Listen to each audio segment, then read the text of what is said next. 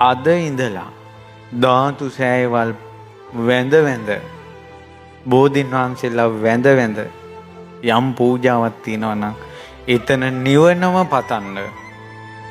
මට දුකෙන් නිදහස් වෙන්නම මේ පින් උපකාර වේවා කියලා. සත්පුරුෂ ඇසුර මට ලැබේවා. සත්පුරුෂයන් ළඟ ධර්මය අවබෝධ කරගන්න ලැබේවා. මේ දුකෙන් නිදහස් වෙන්න ලැබේවා. උතුම් ප්‍රාර්ථනා. ඒ වගේම ධර්මයේ දන්නේ නැති කාලේ මම මෝඩ ප්‍රාර්ථනාවක් කළා නම් අද මේ ධාතුන් වහන්සේලා වැඳපු ධර්මයේ අහපු මේ පින්කම් කරපු පින්බලෙන් මට මෝඩ ප්‍රාර්ථනා ඕනේ නැහැ.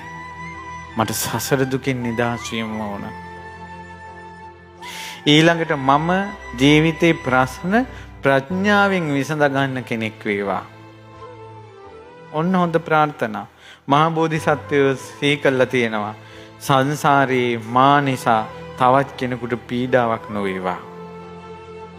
සංසාරේ මාගේ සිත තුල බන්ධනය, බැඳීම, ස්නේහය, ප්‍රේමය බලවත්ව පිහිටන් දෙපා කියලා පතලා තියෙනවා. සාරිපුත්ත උත්තමයන් වහන්සේ සංසාරේ පතලා තියෙනවා උපනෝපන් ජීවිතේ මට සුරාවක් එපා කියලා. සාරිපුත්ත උත්තමයෝ සුරා වළඳලා නැහැ. සංසාර එක ජීවිතයක වැරදිලා සුරා බීලා. ඉරිසියාව හටගන්න එපා කියලා සාරිපුත්තයන් වහන්සේ සංසාරේ පතලා තියෙනවා. එදා පටන් නිවන් දකින ජීවිතය දක්වා ඉරිසියාව ඇති වෙලා නැහැ. ඒ නිසා කෙලෙස් වලින් මාව බැටකන්න එපා කියලා පතන එක කොයි තරම් හොඳද? මාව දවන රාගයෙන් මට නිදහස් වෙන්න ඕන කියලා පතන එක කොයි තරම් හොඳද?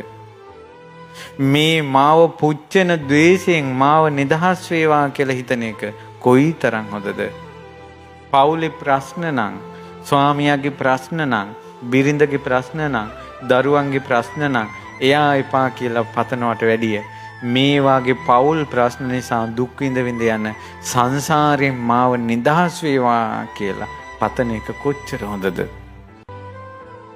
තනිකඩ කමින් බැට කනවා නම්, දරුවෝ නැතිකම නිසා බැට කනවා නම්, දරුවෝ ඉන්න නිසා බැට කනවා නම් මේ විදියට බැට කන ජීවිතෙන් නිදහස් වේවා කියලා පතන එක කොයිතරම් හොඳද?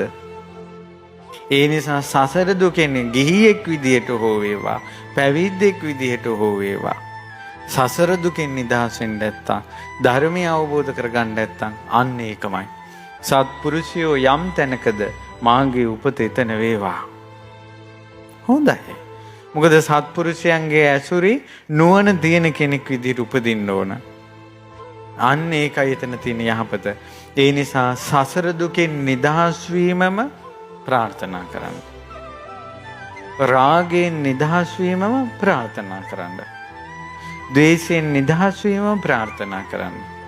ඔබ යම් තැනකින්ද බැටකන්නේ රාගයෙන් වෙන්න පුළුවන්, ද්වේෂයෙන් වෙන්න පුළුවන්, මොහෙන් වෙන්න පුළුවන්. අන්නේ කෙලෙසෙන් නිදහස් වීම පතන්න. ඒක කොයි බුද්ධ ශාසනයේද දන්නේ අපි. නමුත් ඉක්මනින් සසර දුකෙන් නිදහස් වීමට කැමැත්ත ඇති කරගන්න.